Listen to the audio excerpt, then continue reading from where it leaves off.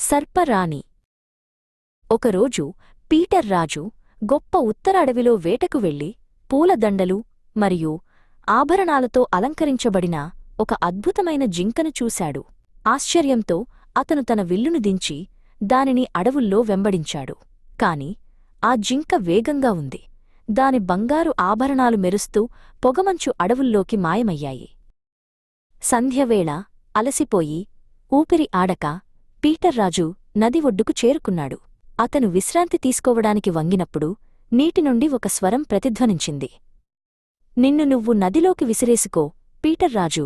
అతను లోతుల్లోకి చూశాడు మరియు ఆభరణాలుగల జింక యొక్క మసక రూపాన్ని తనను పిలుస్తున్నట్లు చూశాడు. ఆ మర్మమైన స్వరాన్ని నమ్మి అతను స్పష్టమైన చల్లని నీటిలోకి దూకాడు. నీటి లోపల లోతులో అతను అద్దం మరియు వజ్రపు గోడలతో కూడిన గొప్ప రాజభవనాన్ని కనుగొన్నాడు. లోపల బంగారు దారంతో నేసిన తివాచీలు హాళ్లను అలంకరించాయి. ఒక ప్రకాశవంతమైన గదిలో సేవకులు చుట్టూ ఉన్న ఒక తేజోమయమైన యువరాణి నిలబడి ఉంది. ఆమె తనను తాను నదీతీరపు అప్సరస అయిన క్రిస్టినాగా పరిచయం చేసుకుంది. ఆమె అందానికి మంత్రముగ్ధుడై పీటర్ రాజు క్రిస్టినాను పెళ్లి చేసుకోమని అడిగాడు. ఆమె అంగీకరించింది. కాని ఆమె మూలాల గురించి ఎప్పుడూ అడగనని అతనికి ప్రమాణం చేయించింది. అతను ఆ ప్రమాణం చేశాడు మరియు వారు సంగీతం మరియు కాంతి మధ్య వివాహం చేసుకున్నారు.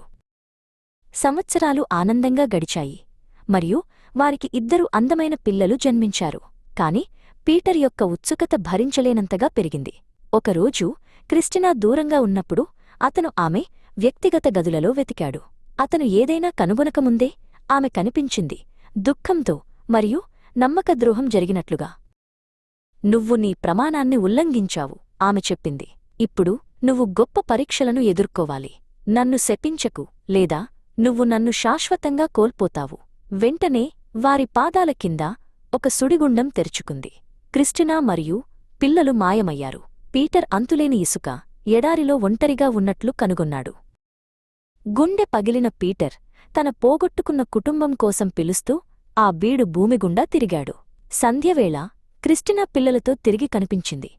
కాని అతను వారిని ఆలింగనం చేసుకోకముందే ఆమె ఆ పిల్లలను ఎక్కడినుండో వచ్చిన ఒక అగ్నిగుండంలోకి విసిరింది. ఆశ్చర్యపోయిన పీటర్ నిరాశతో ఆమెను శపించాడు. ఒక ఉరుములాంటి స్వరం ప్రతిధ్వనించింది మరియు తెల్లని పక్షులు లాగుతున్న రథంలో ఒక తేజోమయమైన దేవత దిగింది. ఓ మూర్ఖుడా, ఆమె అరిచింది. నువ్వు 2 ప్రమాణాలు ఉల్లంఘించావు. ఇప్పుడు నీ భార్య బాధపడాలి.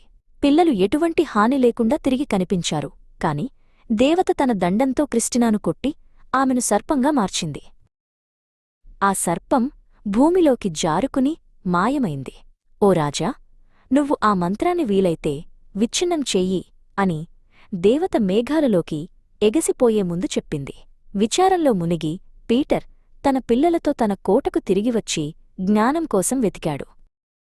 పీటర్ ఒక జ్ఞానిని పిలిపించాడు. అతను గొప్ప ధైర్యం మాత్రమే రాణిని పునరుద్ధరించగలదని చెప్పాడు.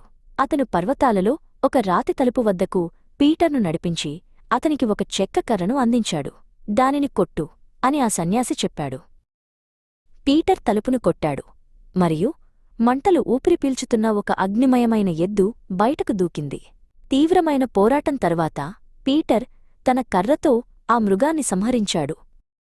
మళ్లీ కొట్టు అని జ్ఞాని చెప్పాడు. ఈసారి కొండపైనుండి ఒక రాక్షసుడు ఉద్భవించాడు. అది కొండకంటే ఎత్తుగా ఉంది. ఈ పోరాటం క్రూరంగా ఉంది. కాని పీటర్ మరోసారి విజయం సాధించాడు. ఇప్పుడు చివరి పనికోసం అని జ్ఞాని చెప్పాడు. మళ్లీ కొట్టి ఏది కనిపించినా ముద్దుపెట్టు. పీటర్ విధేయత చూపాడు మరియు ఒక జిగురుగా ఉన్న సర్పం బయటకు పాకింది. వణుకుతున్నప్పటికీ అతను దానిని ముద్దు పెట్టుకున్నాడు. ఆ సర్పం మెరిసి క్వీన్ క్రిస్టినాగా తేజోమయంగా మరియు స్వేచ్ఛగా తిరిగి రూపాంతరం చెందింది. నైతికత నిజమైన ధైర్యం, విశ్వాసం మరియు ప్రేమలో ఉంటుంది. హృదయం నుండి ఉంచబడిన వాగ్దానాలు బలమైన మాయను కూడా జయిస్తాయి.